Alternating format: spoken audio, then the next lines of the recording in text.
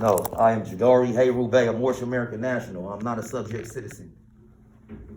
Well, there's a case that's been assigned here for miscellaneous motions, titled The People of the State of California versus Jamar Stephen Lucas. I think that person. And I've already presented my my Moorish American, my national card on the record.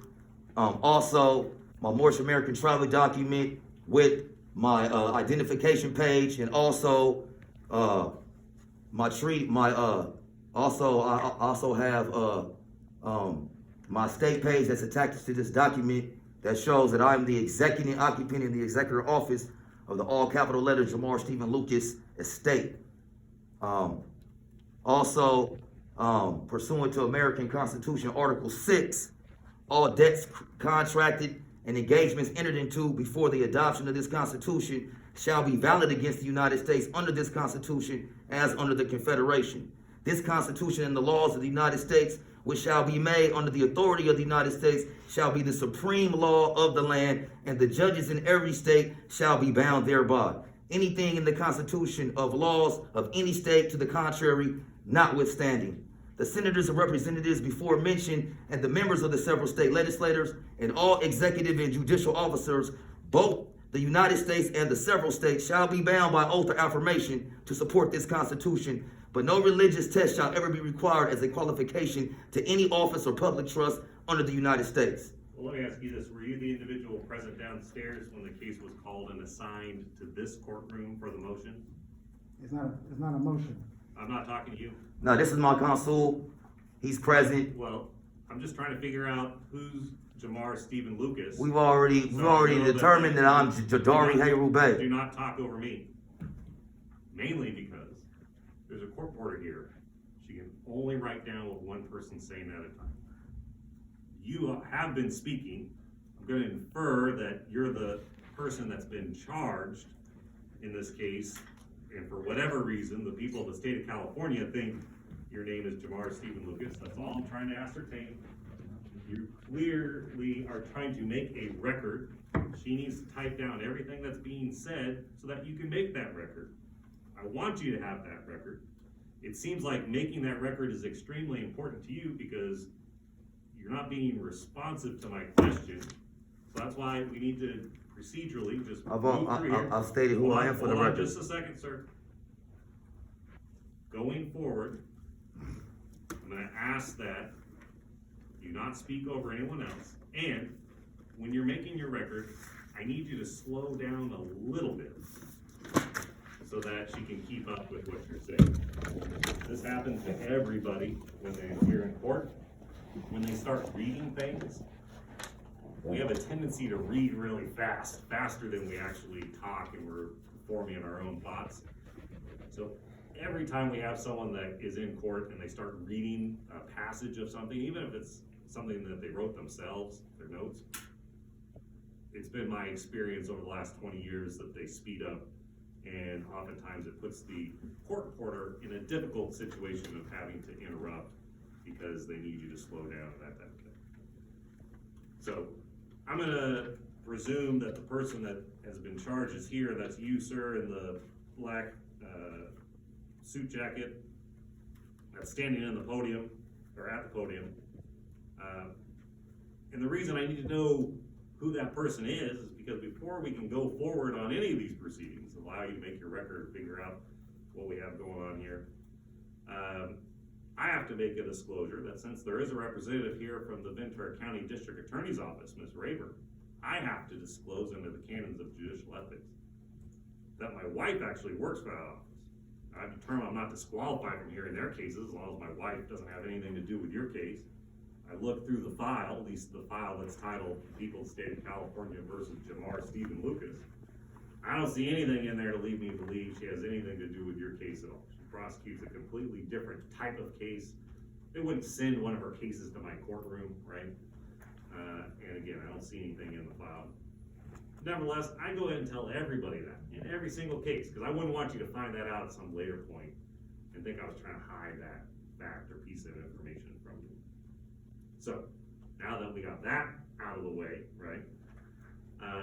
The matter's been assigned here for miscellaneous motions, and It's my understanding from looking at the paperwork, or at least the dockets, that you were proceeding pro per, meaning representing yourself. I think you made some reference to that, but then you also indicated you had some sort of counsel present. So who is present on your behalf that you have previously described as counsel? Consul, Consul. Yes, who is that? Moorish American Consulate. You want to state your appearance for the record? Yes. Mafiel, Can you spell that for the court reporter? M-A-F as in Frank, I, space, last name, E-L. Okay, Consular officer and diplomatic officer pursuant to the Department of State Consular Notification and Access Manual, which is instructions for all federal, state, and law enforcement on how to interface with foreign nationals. And it's rooted in the treaty. When you look through the manual, which you're supposed to know by heart, but if this is new to you, it talks about Article 6 of the Constitution, how treaties are the law of the land. So it's setting the stage for foreign national. Now we're at the Constitution in Article 3. All judicial officers take an oath to uphold the Constitution. Article 3 of that contract, Section 1, delegation of authority from Congress for any inferior court. This is clearly not the Supreme Court. Section 2, any disputes from a citizen of foreign state is Supreme Court. So we're Moorish American nationals, we're not U.S. citizens. So this is not the proper venue. 3. wait, no, I'm just asking you to make your appearance, I'm not asking you for argument just yet. So you're the individual that is the consul for, the individual that's charged in this offense, is that accurate? Right, That's the role you're fulfilling today? Right, there's no human being been charged, Okay, for the record. okay. And then everybody else, It's consul, I'm just the head consul. okay, I might slip up and forget something, somebody might tap me on the shoulder like, okay, get back on track. We're all here for that purpose. all right, so I'll start with the individual to your right, my left. What's your name, sir, for the record? You, yeah. My appellation is Ali Khan Bey, If you can Moorish spell that American for the- National, ALIKHANBEY. Okay, thank you. And then I'll move to your right, sir, my left. Man standing closest to the podium, are you your counsel as well? Mhm. That's a yes? Yes, Okay, if you wanna go ahead and state your name for the record and spell it for the court reporter? Matazabaji Mtazamaji, last name E-L. All right, thank you. And then to the far right in the white top, ma'am, your counsel as well? Yes, I am. All right, so you wanna go ahead and state your appearance for the record, spelling your name for the court reporter? My appellation is Karanissa Yasmin Bey,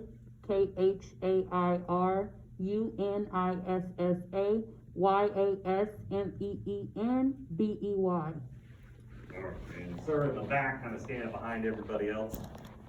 Why don't you go ahead and state your name and spell it? Fazel Nasir Bey, FAZEL,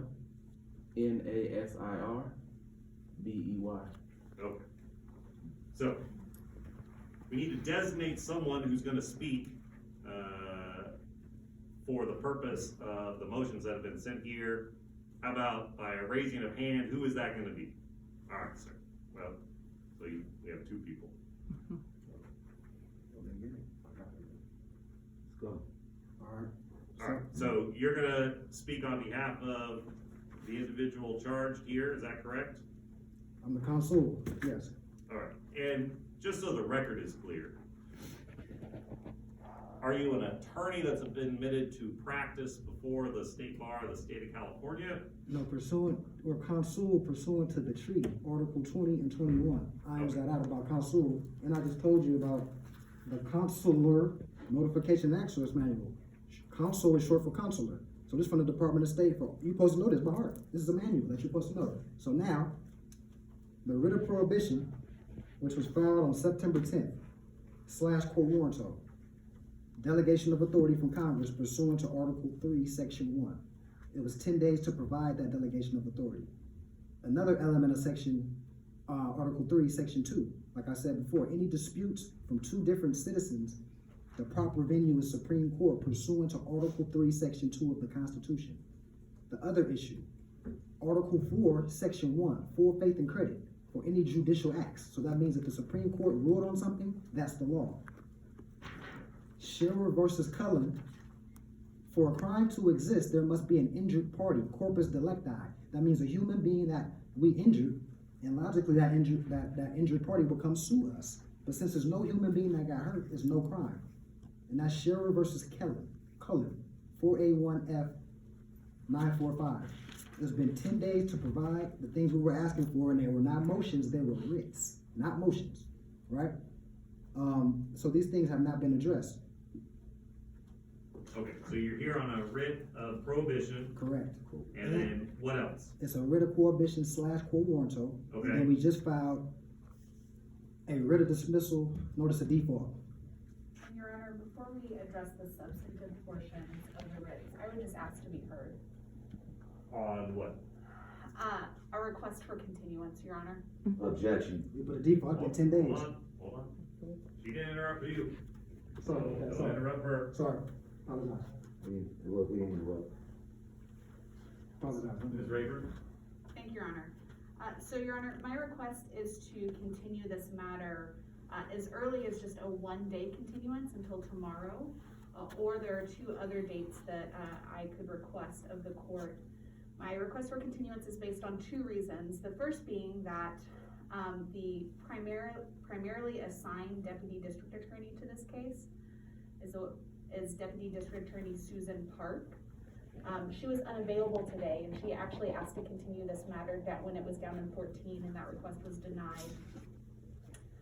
Ms. Park has more knowledge about this case than I do, and so I'm going to reiterate her request. Secondly, according to the docket, I do believe additional writs were filed this morning. I have not had an opportunity to review those writs. I know Ms. Park has not because she's unavailable today. So again, reiterating our request to continue. Okay.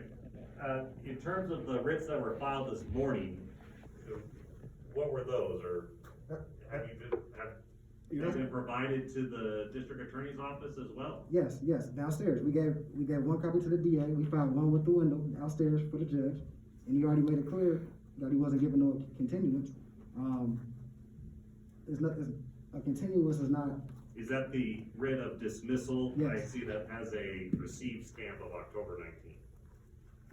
So that would have been today. That's today, but Okay. September 10th was the first writ, and since nobody answered, it's been multiple, like 20 days. It's been way more than enough time. It's only a 2-page document. It's not even mind-boggling. So, Ventura is really far for us to keep coming back when it's a simple issue here. It's not even rocket science. Okay. You know what I'm saying? Yeah, I don't know that a continuance is necessary. I mean, all of the writs are denied. Who denied it? I'm denying them right now. Based on what law?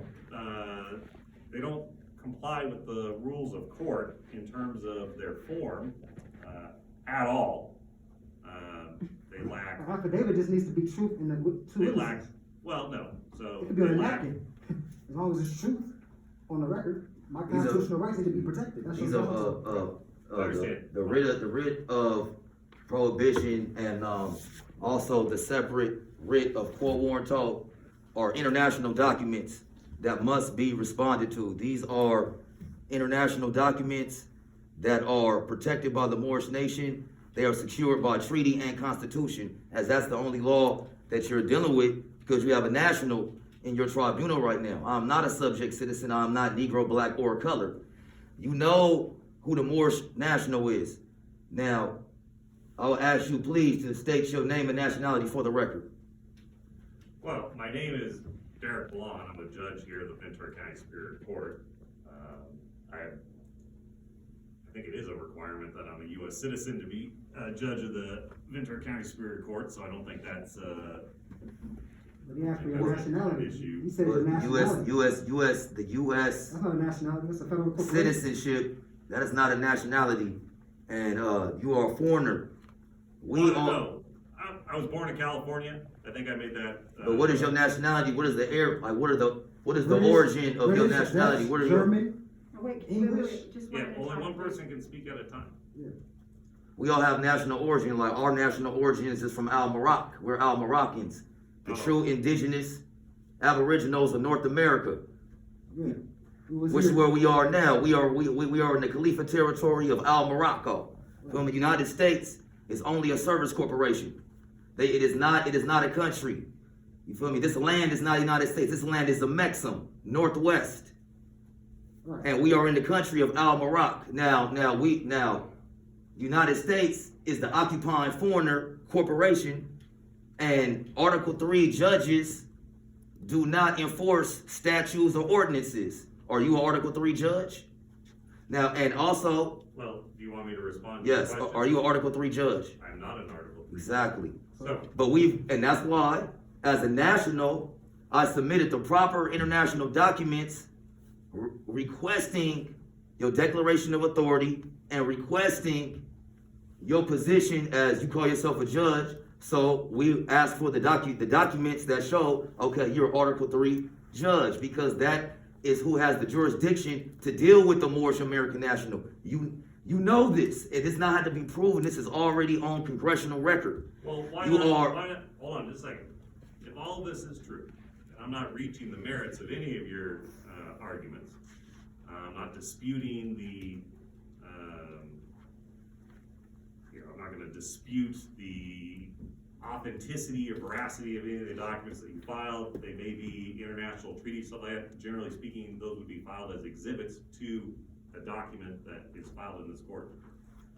The documents that are filed in this court, even if it's to say you have no jurisdiction over them, even if it's to say there has been no crime, even if it's to say my rights have been violated, do have to comply with the rules of court. What rules would those be? Because So, it's hold on. now. I'm gonna tell you what rules they are. So, if they start with Rule 2.100, which talks about the form and format of papers presented for filing in the trial courts. Rule 2.104, which dictates the font size of the print that is in those documents. Rule 2.110, which requires a footer at the bottom of the documents that describes what the document is, and it gives some direction as to what size font the footer needs to be in. And Rule 2.118, which requires these things actually to be vetted by the court clerk before they can be accepted for filing. I've read the documents. They don't even come close to complying with the local rules. I would need something that complies with the court. Objection. Local rules. Objection. No, you don't object to me. Before I could even make a ruling or ask the people to respond in these matters. And so those laws writs- you're stating. Hold on just a second. So the writs are denied without prejudice. If you have some sort of motion or writ that you want to file to gain some sort of relief, and you're representing yourself, and the rules do apply to people representing themselves, really the only kind of caveat to that is if you're representing yourself and you're in custody at the time, so you don't have access to computers, you are allowed to handwrite your motions or your writs, but even there's certain rules on how they need to be formatted and that type of thing. Objection. Well, You just stated hold on a colorful second. law. Hold on a second. You're not stating treaty and constitution. Like what you just said is a Okay. violation of treaty and I'm constitution. gonna give you a little more information in a moment, but you don't object to the court. You object when someone else is speaking if you think that they are not complying with the rules. I'm just explaining kind of what the rules are. These are actually, and then we also have local court rules that apply here in Ventura County. I think Ms. Park made mention of 11.03, which sets out some further rules on motions that are filed prior to trial in criminal cases.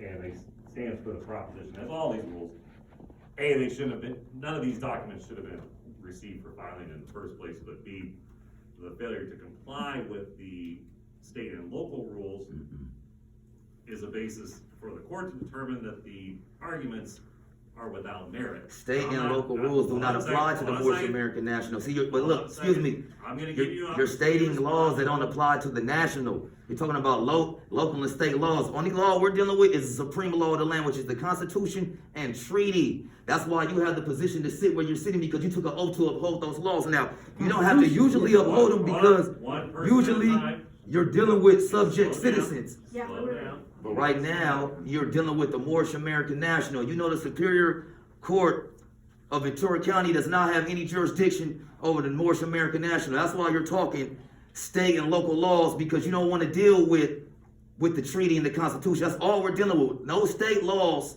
or local penal codes are withstanding to the Moorish American National. Now, in order for you to have jurisdiction over me and my consulate, you need me, you feel me, to give you jurisdiction to adhere to these penal codes and statutes in which we're speaking of.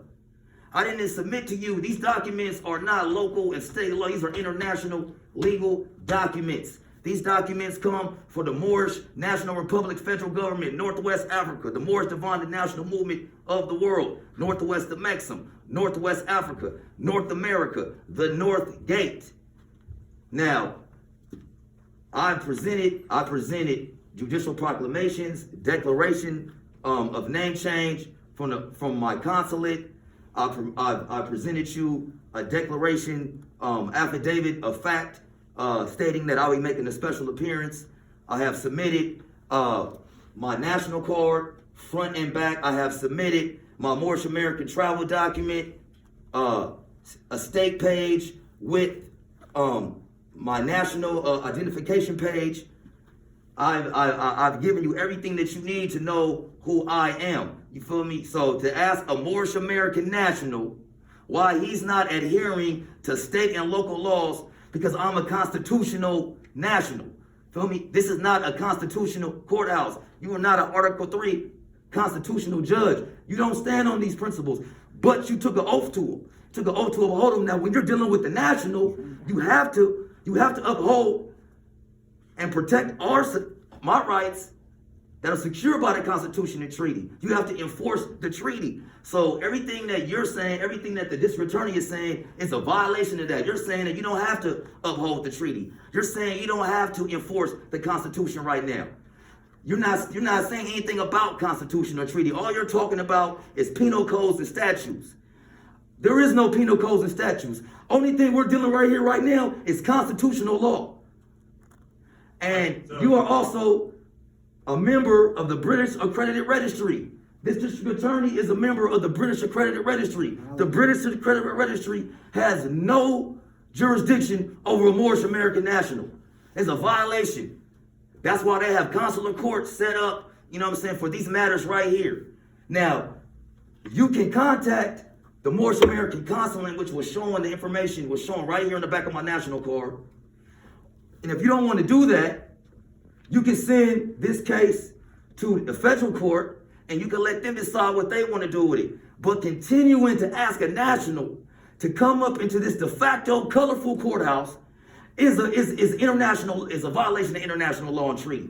You're violating the treaty and constitution. And have you asked that this case be removed to the federal That's the court? DA. That's the burden on her. That's not our burden. Y'all bringing the charges against us. Y'all supposed to know the law. Okay, Right, yeah. all right. So if we're gonna trace kind of the power of this court, I suppose, as it derives from the US Constitution, which it seems like you accept as being a valid constitution, although the counter argument is this, the United States is just a corporation and we're not really here. But nevertheless, so the right to, a trial or a determination on the merits of criminal cases, right, starts with the 6th Amendment to the Constitution. So that's embodied in the Bill of Rights as early as 1791, which states that, you have the right to a trial by an impartial jury in the state and district wherein the crime shall have been committed, which district shall have been previously ascertained by law. The state of California, I mean, again, we have to start with the premise that you're accepting that the United States is an actual country, and that the Constitution actually does apply. So if you're gonna try to accept the protections of the Constitution, you gotta accept all the You're other. misinterpreting what we're saying. That's not our Don't interrupt position. me. Do But not that's not our interrupt me. position, though. That's not our Do interrupt position. me. Well, you misunderstood our position. I'll So, let you clarify okay, that okay. at the end, All right. but do not interrupt me. If you're saying stuff that's wrong, you're gonna get interrupted. But go ahead. So, California was admitted as a state in 1850 passed by Congress. Then kind of the next step is, the 14th Amendment from 1868, indicating that all persons born or naturalized in the United States and subject to the jurisdiction thereof are citizens of the United States and of the state wherein they reside. And nor shall any state deprive any person of life, liberty, or property without due process of law. The 6th Amendment applies to the states through that 14th Amendment as early as 1884. California versus Hurtado, 110 U.S. 516.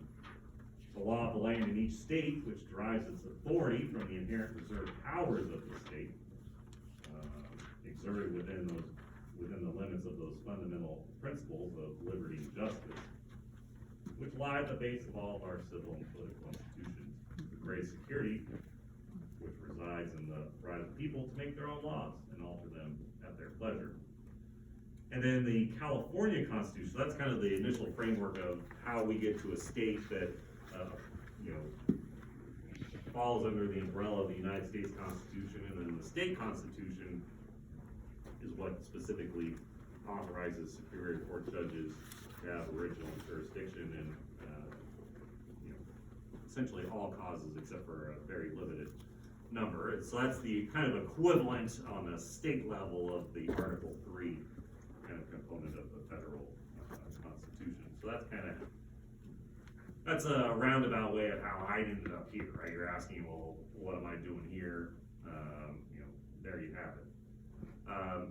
And again, I'm not getting to any of the merits of your arguments because there's nothing that I can find in the file that complies with the local rules.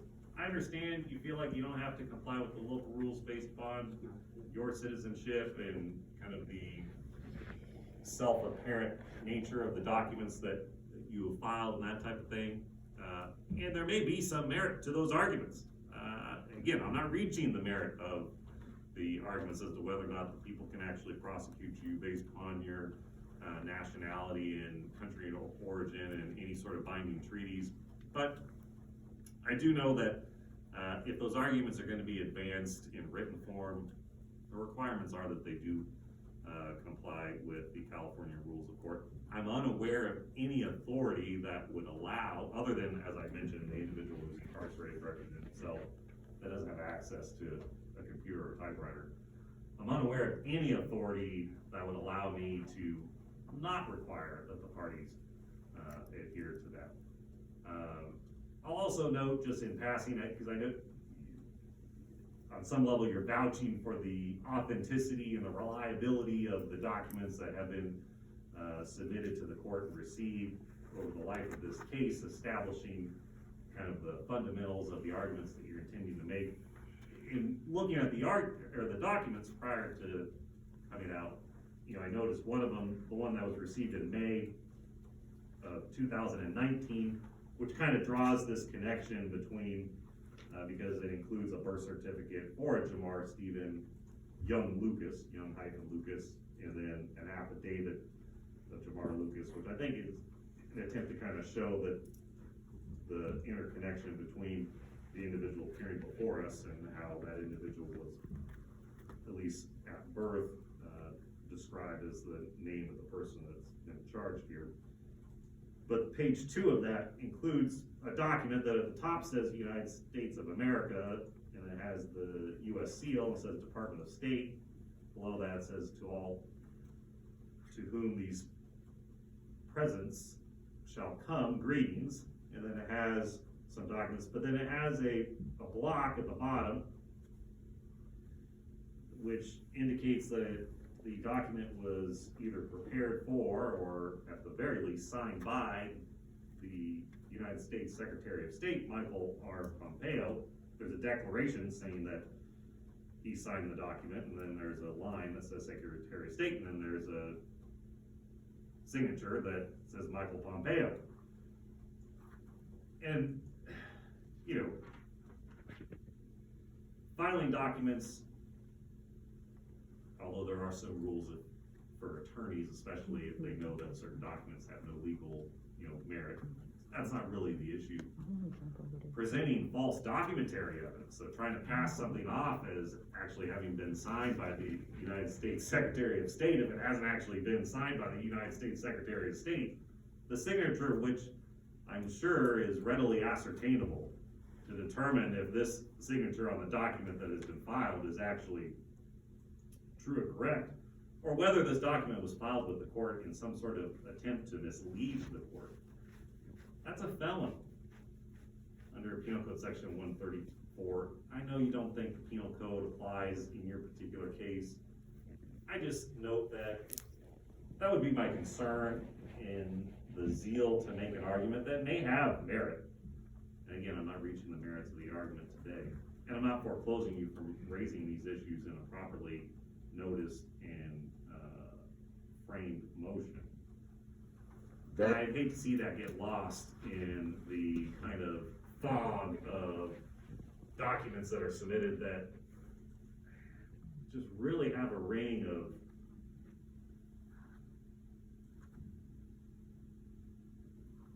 You familiar with Steve? disingenuousness. So you're expressing a problem with somebody receiving an apostille paper from the Secretary of State, which is basically taking that bond, out of circulation, to be used illegally.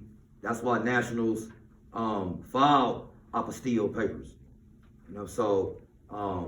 I don't know what the comment was, the slick comment you just made about the authenticity.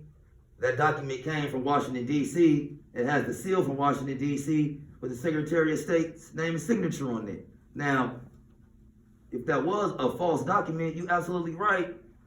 That's an illegal act. But what you have up there is not a false document. You have something up there that was filed with the Secretary of State of California, and it's sent off to Secretary of State Mike Pompeo in Washington, D.C. Department of State. And that's who authenticated it and put the seal on there and sent it back to me. So I don't, but it's so it's No, I was just, again, I'm not reaching the merits of whether it's false or not. It just,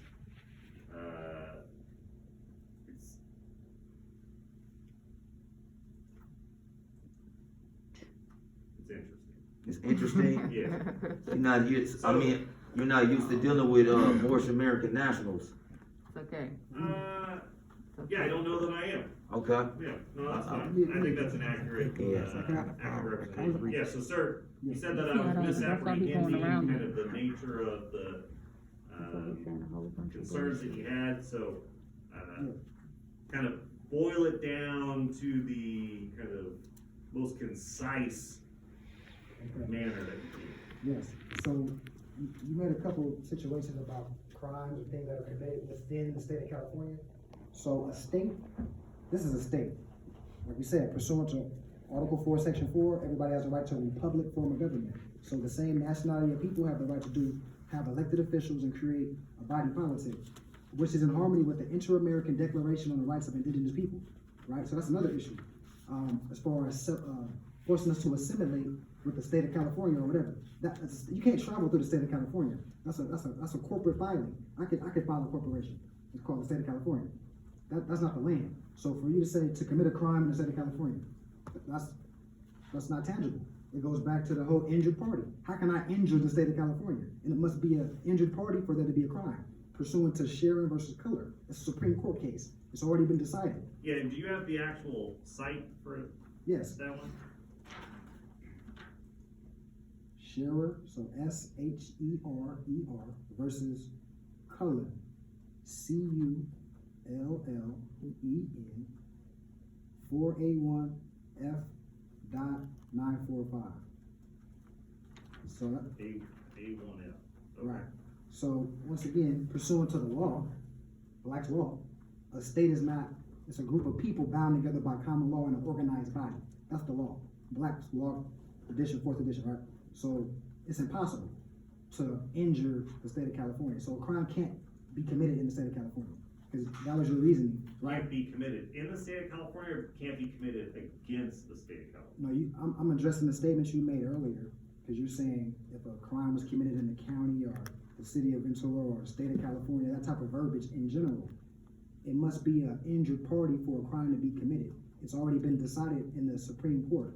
In Article 4, Section 1 of the Constitution, it says full faith and credit clause, any I'm sorry. judicial, I'm sorry. Well, yeah, Article 4, Section 1 of the Constitution states that judicial acts are the law. It's under the full faith and credit clause. The what? Full faith, Oh, full And faith credit. I'm sorry. yes. So once it's a Supreme Court ruling on something, it's nothing else to discuss. It's already been decided. So all this paper got a certain format, that's contrary to the Constitution, which is the language in Article 6, which you take an oath to uphold. Any law enforcement takes an oath at Article 6 to uphold not just the Constitution, any treaties made prior to the Constitution. That's also the language in the Constitution.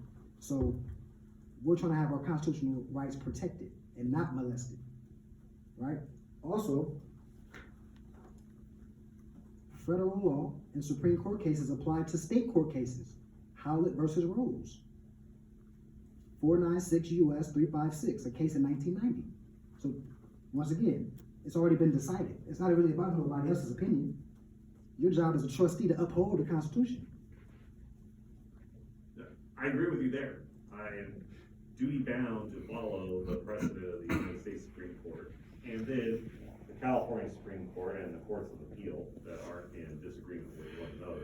If there is a disagreement between the courts of appeal of the state of California, I'm allowed to, choose the rationale that I find more directly fits until such time that the California State Supreme Court resolves any sort of conflict. And there's some other rules about published opinions and if review's been granted by the U.S. or California Supreme Court. So I agree with that. Do you have any other, I gave you three. if we're talking about kind of United States Supreme Court authority, I'm definitely interested in hearing about that. The site that you gave me on this other case, that's obviously not a U.S. Supreme Court site. Typically they follow the citation format that you just provided, where there's a U.S. in the middle. Sometimes there's a s.ct. Do you have any other U.S. Supreme Court authority that you want to draw to the court's attention? Howlett versus Rose, 496 U.S. 356, parentheses 1990. Right. But yeah, so that's the case you cited before. I agree with that proposition. Okay. Are there any other Yes. U.S. Supreme Court authorities? Yes. The court is to protect against any encroachment of constitutionally secured liberties. Boyd versus U.S. 116 U.S. 616. Okay. No state legislator or executive or judicial officer can war against the Constitution without violating his undertaking to support it. Cooper versus Aaron, 358 U.S. 1,78S dot CT dot 1401 in parentheses 1958. Okay. Now, what I was going to get to is ultimately the fact that these motions or writs are being denied today is without prejudice, meaning you're still allowed to file the proper paperwork and attach whatever documents that you think are relevant for a court to consider moving forward. I do encourage you to review the California Rules of Court, specifically the sections that I cited. But I think there's probably even software available, readily available, that you can utilize that will format everything for you. So all you need to do is kind of cut and paste your arguments in there, so that the clerk can actually formally receive and file the documents, and then gives the district attorney's office an opportunity to respond. It allows the trial judge or the judge that's gonna be presiding over the case the opportunity to review them and do whatever legal research is necessary prior to having the hearing. It's my understanding that the stage at which this case was at was prelim, I think. Correct, Your Honor. And it looks like, and I don't know how we got to this point right now, but the last day for the preliminary hearing is November 18th. So understanding that you may need some time to file some additional paperwork that complies with the local rules, if you want to have that done before your prelim. I don't know if you want to have these issues heard before the prelim because you think it might actually, if there are motions to dismiss that are rightfully founded, then they probably would apply even before a preliminary hearing. So I don't know if you want to get this issue resolved prior to the preliminary hearing or not. But that's kind of up to you. Right, but I wasn't, with all respect, I wasn't finished. I had more, res judicata and stare decisis. Okay. Yeah. Let's hear it. So once again, Article 6, you take an oath. The Fifth Amendment says it must be an indictment from a grand jury. We haven't covered that. That's an element, so that's a violation of due process. For the record. And Well, also, yeah, no, that might be a ground for a motion to dismiss. I'm just talking about, I'm denying these motions if there's authority that you have where I have to consider your arguments that do not comply with the local rules. That's the authority that I'm most interested in, right? I gotta follow United States Supreme Court authority. Are you aware of any authority that says that I can kind of set aside clear violations of our local rules, that they don't apply in these particular cases or something like that? That's the authority that I'd be the most interested in. Article 6 of the Constitution, read it. Article 6 of the Constitution says anything to the contrary, anything to the opposite of the Constitution, notwithstanding. What you're saying, as far as how stuff gotta be on a certain side of paper, that's contrary to the Constitution. It's very clear. That's not in harmony with the Constitution. I can come up here and write in a napkin, as long as it's res judicata, it's sound, it's verifiable.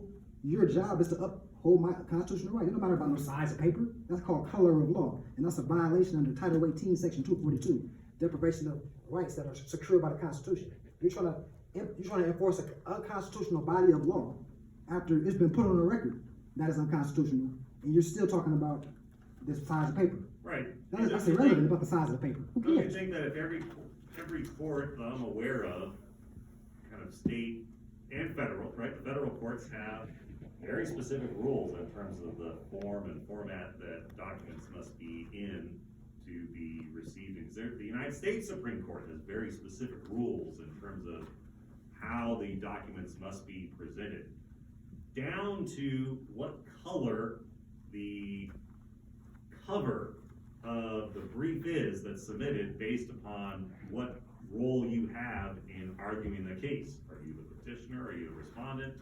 Is it a request for review? Is it an actual argument? There's all these rules, right?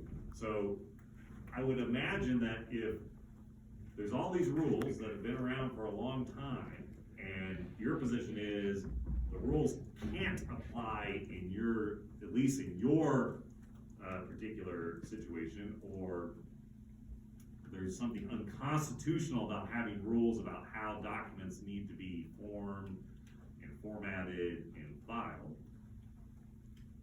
there would be some actual authority on that, maybe from the United States Supreme Court. Are you aware of any authority, judicial authority, that says, yes, the rules don't actually apply in the particular case that we have before us today? So, only thing you're saying to me is that the majority of people don't know their constitutional secure rights and they go along with the program. That has nothing to do with us. So the law of the land is the Constitution, period. Nothing about that's the authority of the land. I've just pointed out multiple. I think we can agree the Constitution is silent as to the form and format of documents that are filed in court. Right. That means it is no form. It could be, like I say, on a napkin. That's my point. is no law saying that you need to have certain size paper. That's not in the Constitution. That would be called contrary, and that's called color of law, which is any law that's passed that's not in harmony with the Constitution, and that's a violation under Title 18, United States Codes, Section 242. So you're opening yourself up to federal litigation, you specifically, in your personal and your commercial capacity. You know what I'm saying? So for the record, we just want you to be constitutional. You're just a trustee to make sure everybody's constitutional rights are secure.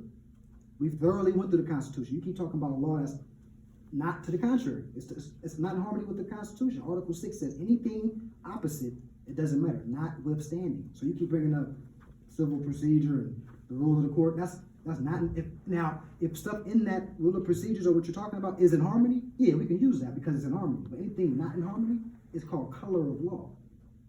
Which is de facto. It's de facto. It has no substance. It's not rooted in something tangible. Somebody making up something. Now, if the population go for that, cool. But that doesn't make it right just because 80% of the time people go for it. That seems like that's your rationale. Well, it seems like. No, I'm just curious. Yeah. I mean, the country's been around a long time. The courts have been around a long time. These rules have been around a long time. The Constitution's been around I longer would than that. imagine that you're not the first person to make these arguments. But that's not tangible. That's not. It's a court of record. You're talking about some. Who cares about that? That doesn't matter. Well, We're because a I court of have to record. rely on precedent, Right. and we look at that a lot. I mean, there's a term, issue of first impression, right? That means it's the first time that something's ever been argued, and so there is no case law from which the court can rely upon to say, oh, well, the U.S. Supreme Court was asked to address this very question, and they said the answer is X. I just gave you three And of them. so, and just because there isn't Supreme Court precedent, I gave you 3 Supreme Court cases just now, sir. What are you talking about? but I'm asking, do they address the issue of not properly filing documents? Not properly filing is something that's in a local rule somewhere. The Constitution is very clear. You don't need no special type of, like I said, it could be on a napkin. It doesn't matter. As long as what I'm saying And you agreed. is on Sorry. point and you check, Wait. and you check the validity of what I'm saying, that's the only thing that matters. Hold on just a second. I can't have them making noises and stuff while he's Okay. talking, I'm sorry. Okay, so, She has to be very, I'm trying to listen as hard as I can. yes. apologize, sorry about that. That's okay, you don't have to apologize, I just have to hear you, that's all I care about. So it spells out, the Constitution is very clear. That's all we're dealing with. And I gave you multiple case law that say even state courts are bound to the federal Constitution. There ain't no separation of federal that the state. No. It's already been ruled upon that that's not the case. It's the law of the land, period. We're talking about treaties. And I just showed you the consular notification, which is in harmony with international law. We're talking about the Inter-American Declaration on the Rights of Indigenous People. You're trying to have us assemble with the state of California, which is a political subdivision of the United States. Now, our ancestors entered into a treaty with the United States, which is not the land. We're talking about July 4th, a European society that broke away from their kings and queens and entered into a treaty with us. We're not bound by no internal law. The only law is the overall law between both us Moors and U.S. citizens, and that's spelled out in the treaty. We're diplomats. So all that state of California, state of whatever, that's for the state U.S. citizens. And mind you, I have from the Library of Congress a certified copy of the judicial debates of the 90th Congress, and it says that the 14th Amendment is unconstitutional. So you can't even be a U.S. citizen. I got certified copies right there if you want to take a look at it. The 14th Amendment is unconstitutional. For the record, Congressional Record, Proceedings and Debates of the 90th Congress, First Session, Volume 113, Part 12, June 12, 1967 to June 20th, 1967. It talks about the 14th Amendment Equal Protection Law. You flip the page, and I got it highlighted, and it's on my filing. This is all this stuff I know you didn't read the stuff we filed back in September because this is in here. And you failed to address that. It says the 14th Amendment is unconstitutional. Right here. If you want to take a look at that. This is a certified copy. You can't argue with that. You want to argue with this signature? This is a certified copy for Congress. This is the law of the land. So anything contrary, notwithstanding, we back at Article 6. No special for private law. That's like if you get a street sweeping ticket from Walmart in front of your house. You're gonna be like, how does something ain't adding up here, right? So the Constitution is for checks and balances. You know, I think I do remember seeing that in here somewhere. But your position is that based on it was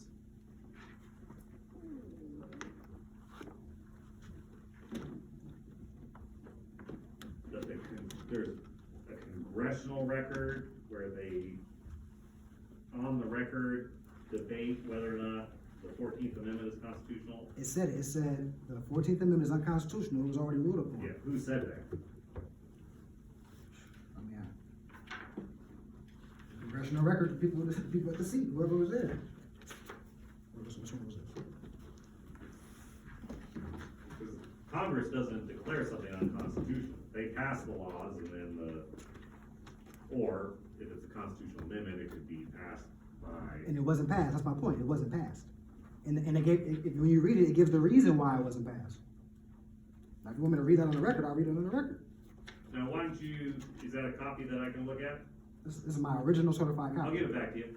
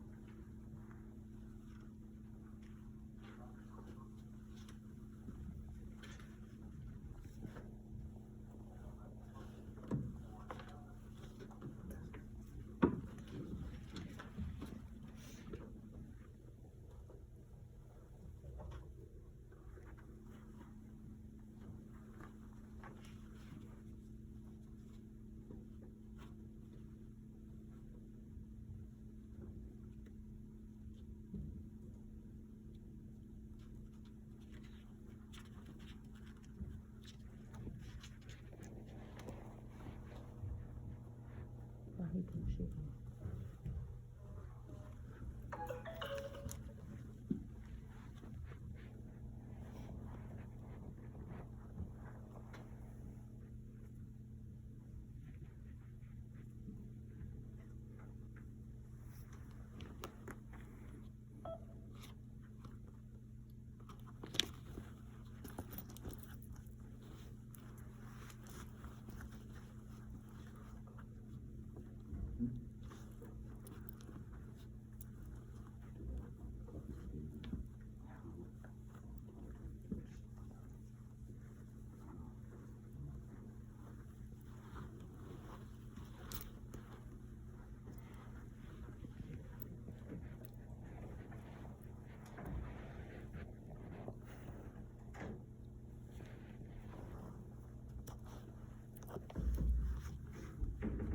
You already know. You just prolonging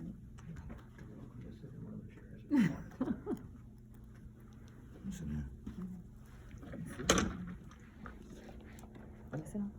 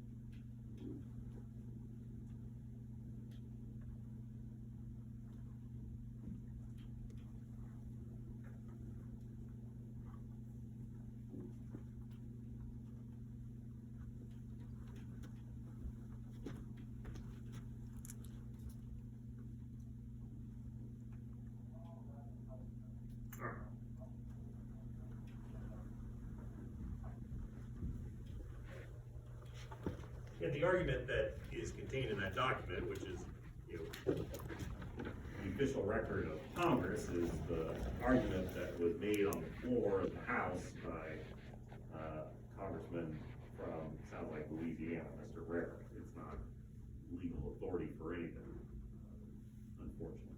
It's his views on why he believes the 14th Amendment was not properly ratified, doesn't apply to the states.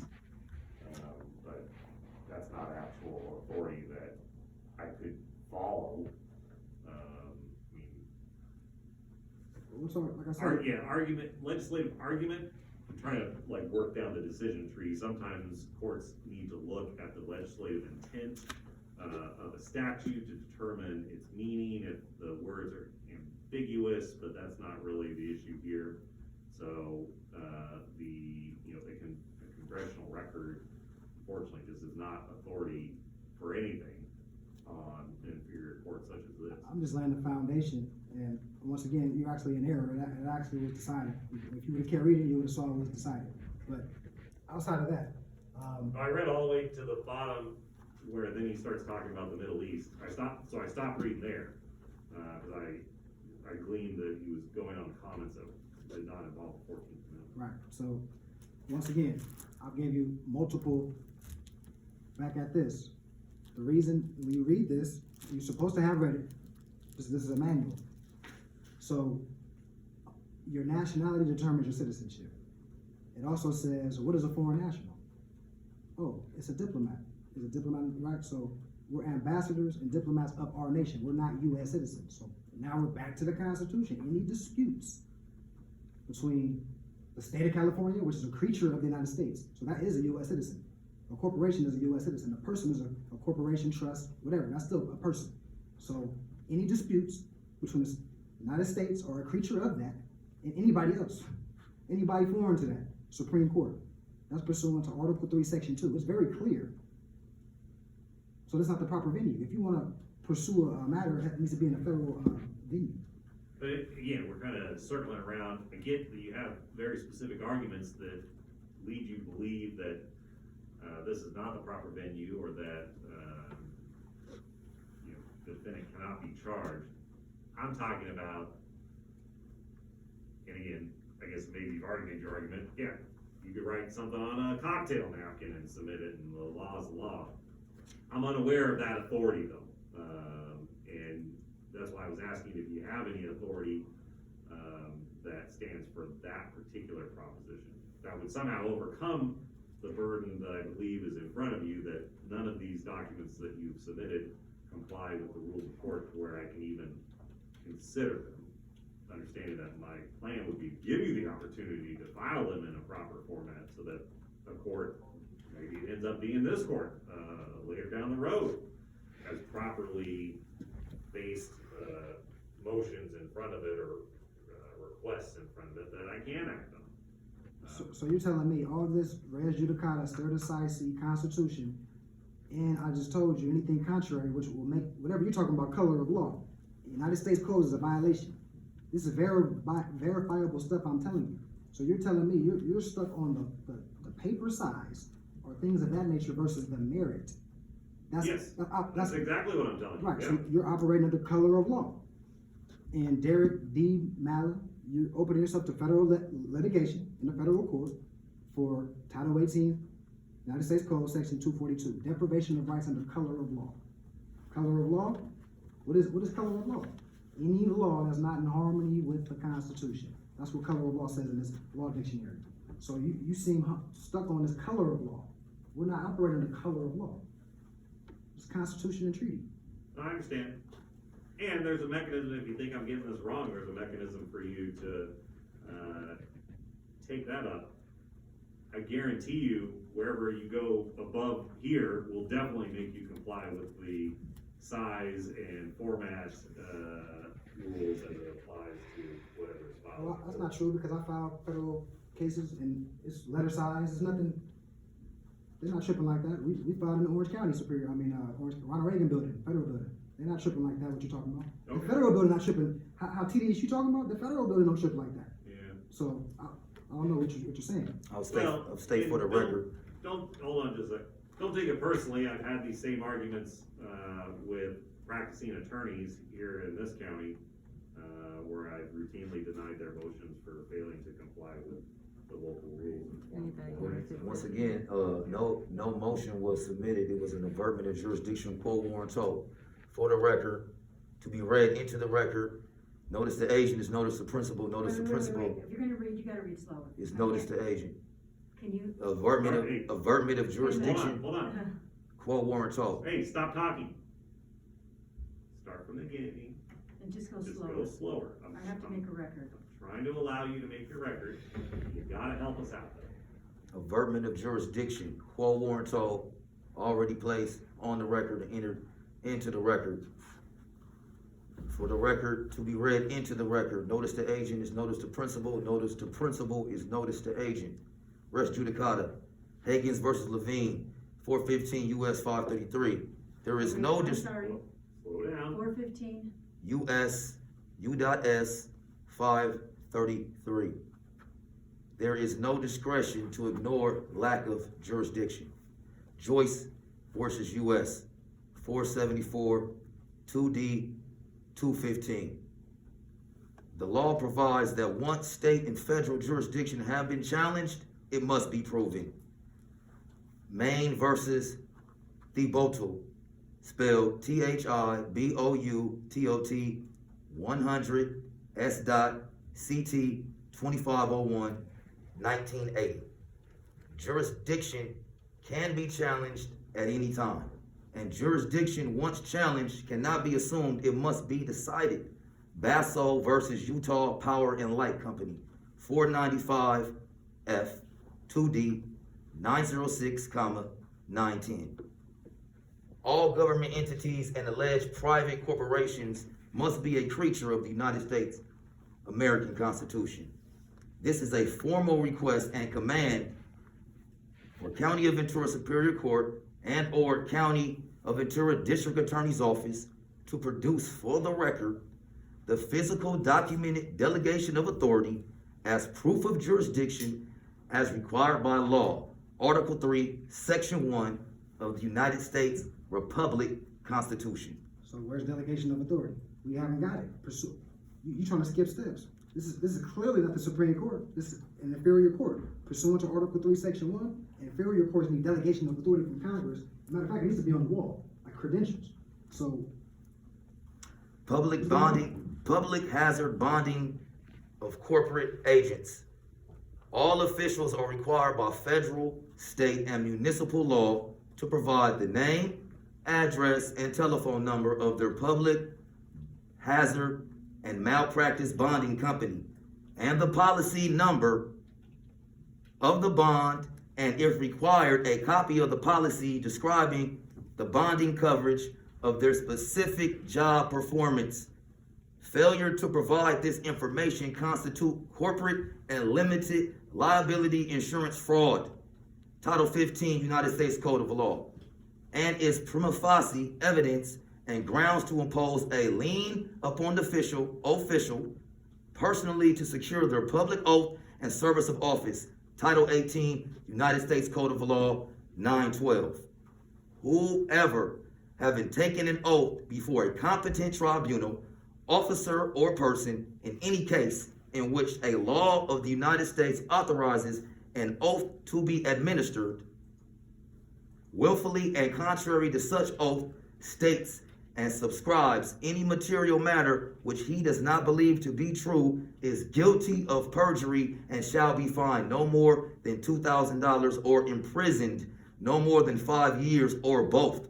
Title USC, Title 18 United States Code of Law, subsection 1621. So, for the record, it's been 20 days we've been asking for delegation of authority to make sure everybody we're dealing with is constitutional officers. Y'all should be happy to give us y'all credentials that you took an oath to the Constitution. That hasn't been on the record. And since that's not on the record, we gave y'all 10 days, common law, it's a default. Whenever an affidavit, it needs to be responded and challenged. I write an affidavit with my truth, point for point, that needs to be challenged. That's part of the 10 maxims of law. If there's no rebuttal, it must be dismissed. That's simple common law procedures. Where's the delegation of authority? Where's it at? You still haven't told me where it's at. No, that's what I was explaining to you. You said I got the argument wrong, that wasn't the point you were making, but I specifically told you, kind of how this court has authority. It starts with the Sixth Amendment, works through California Constitution, Article 6, Section 1, and Section 10. And then that's been confirmed by the U.S. Supreme Court in Tafflin, T-A-F-F, Tafflin, T-A-F-F-L-I-N, v. Levitt, 493 U.S. 455, and Gulf Offshore Company versus Noble Oil Corporation, 453 U.S. 473, that talk about kind of. But what's that have to do with How? delegation of authority from Congress? That is very. No, that's exactly what it talks about. That Congress may limit jurisdiction to the federal courts either expressly or implicitly. Presumption of concurrent jurisdiction can be rebutted by an explicit statutory directive, by unmistakable implication from legislative history, or by a clear incompatibility between state court jurisdiction and federal interest. That's the Gulf Shore Company versus Mobil Oil. Right, and The United States Supreme Court has explained, under our federal system, the states possess sovereignty concurrent with that of the federal government, subject only to limitations imposed by the Supremacy Clause. Thus, the Supreme Court has consistently held that state courts have inherent authority and are thus presumptively competent to adjudicate claims arising under the laws of the United States. right, That's the Tafflin. and you said limitations by the supremacy clause. That's Article 6. And that's my point. That's the situation we're talking about right now. Article 6. And again, if you wanna put that in writing, in a form that is acceptable, that would allow the court to actually entertain that argument, you may have a decent argument. I don't know. As I said a couple times, I'm not reaching the merits of any of your arguments. So, what we need to do is we need to figure out what you wanna do next, right? So, cause you're not getting any of the relief that maybe you were hoping to get today, because I'm not ruling on those motions. I'm not ruling yes, I'm not ruling no. I'm just saying I can't rule because of the form and format of what was submitted. Well, once again, I have no, hold on a second. I have no problem setting the matter for a preliminary hearing within the time that was previously agreed upon. And we could set it far enough out that if you wanna file some new paperwork, or if you want, to, you know, examine some of your options from a federal standpoint based upon what this court's ruling is today, they'll give you time to do that. Are the people asking that we set a preliminary hearing within the time, or? Your Honor, not at this point. Well,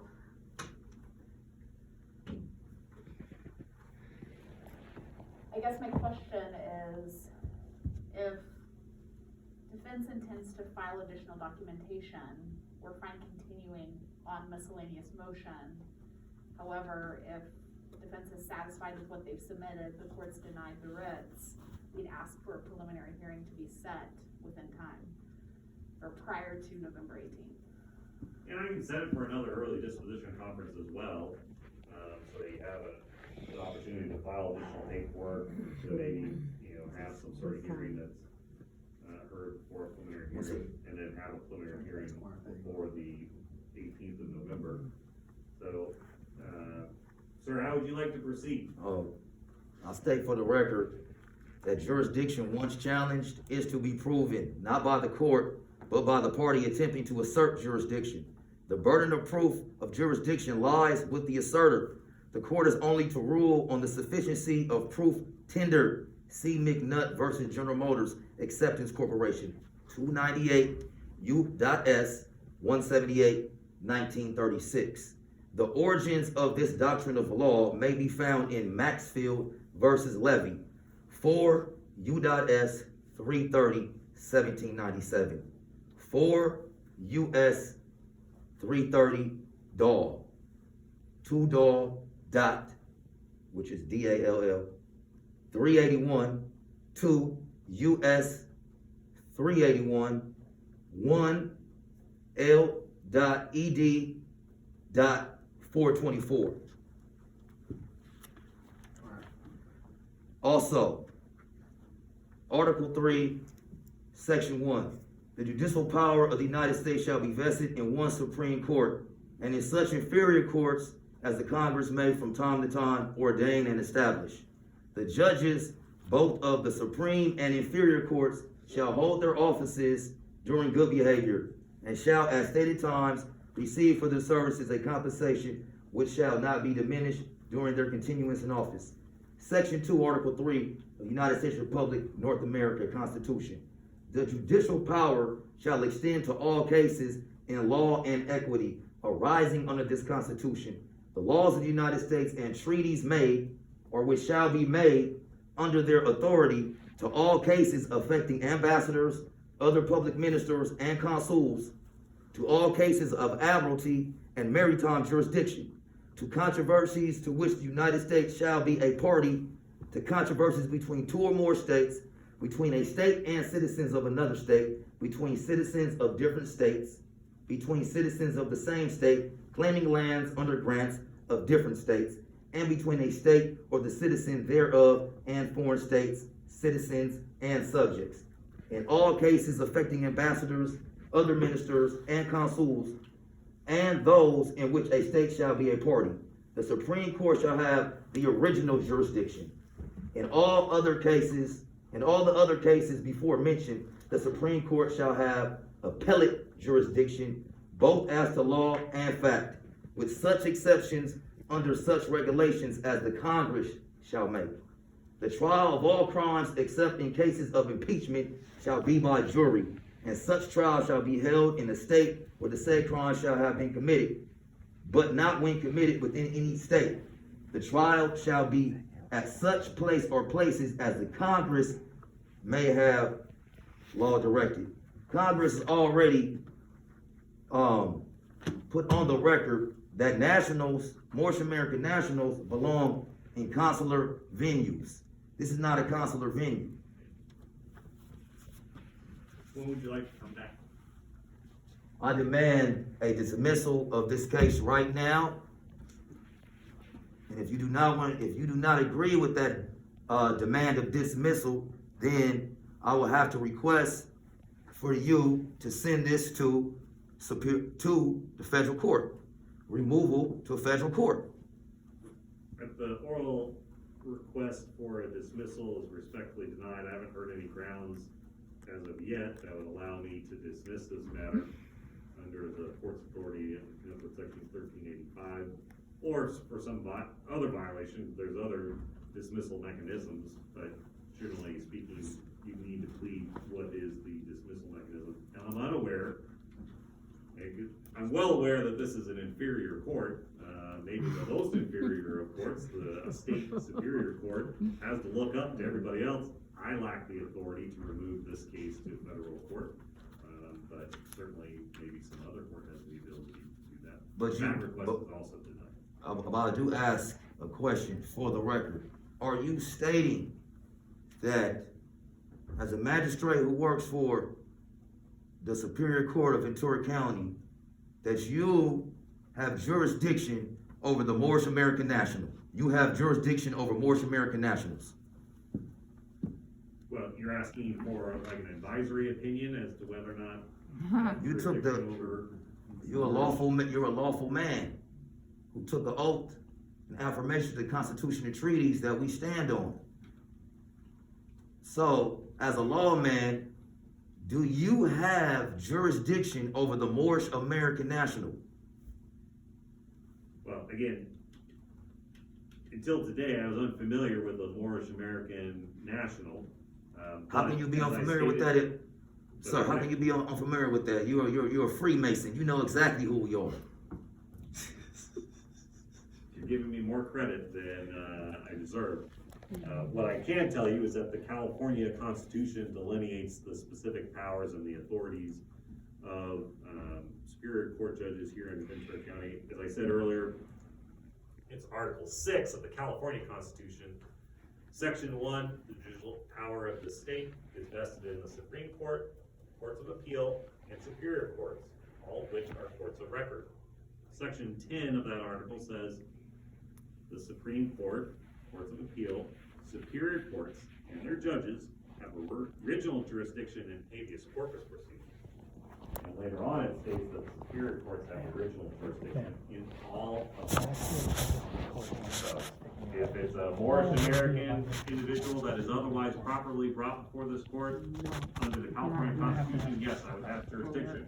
I understand there could be objections or claims against whether a court has jurisdiction. Those are, I wouldn't say they're routinely filed, but jurisdictional issues are filed. Because I believe you're recording. I will not. Show that to me? Because, No, I will not. I saw you recording before, and now you've positioned your phone where it's sticking out. I'm gonna have to ask you to step outside. Just because my phone is positioned that simple way does not mean I'm recording. Would you be willing to show me? I said no. Then I need you to step out of the courtroom.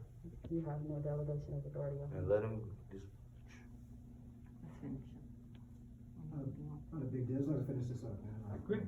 She's not, nobody recording it. She can show me your phone and prove that. And I said no. Well, just go ahead and step out, Will. Thank you, man.